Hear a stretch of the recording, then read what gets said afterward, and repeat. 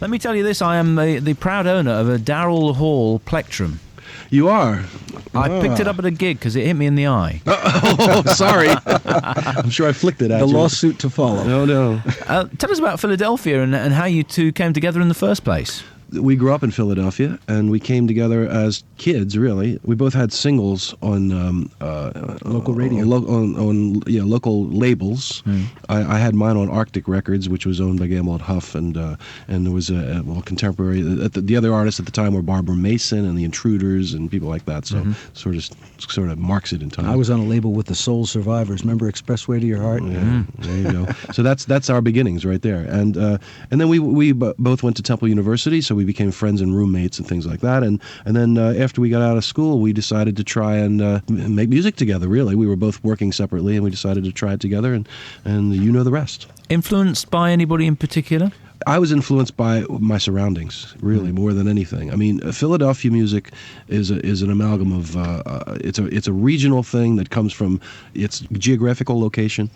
It's the southernmost big city, and southernmost northern city, so you got a lot of sort of a little bit of southern influence, and along with the traditional sort of New England colonial influence, and a little more modern than that. It was influenced by certainly very much by church and gospel music and all that kind of thing. It's very harmonic and keyboard oriented, and the certain kind of melodies.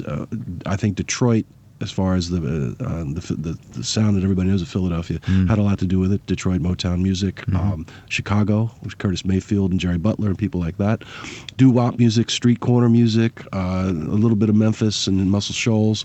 So put that all in the stew and you got Philadelphia. Does Philly get the respect it deserves? Philly is a little bit like us. We're all pervasive, but nobody realizes it. Right. And that's exactly it right there. Philadelphia music has probably influenced modern music more than any other sound, and I'm not exaggerating when I say it. When you hear any pop song, I don't care if it's a boy band record or a country record, you're hearing really a lot of Philadelphia in there.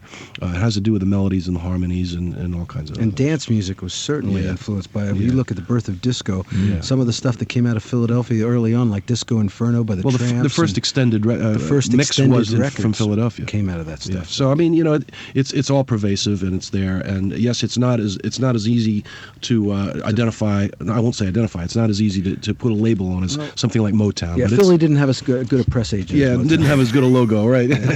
You've taken a break from each other a couple of times and done other things, solo projects and stuff like that.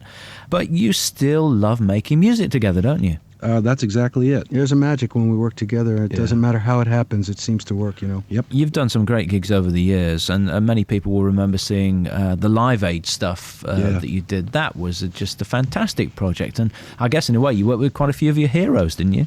Well, certainly with people that we have a lot of respect for. Eddie Kendrick and David Ruffin, who we had just done Live at the Apollo with, and they were our childhood heroes, our teenage idols, so to speak, and we got a chance to work with them, which was a real amazing experience for us. And sing some of their songs as well. We sang with them, and they sang with us. It was amazing. It was great. Yeah.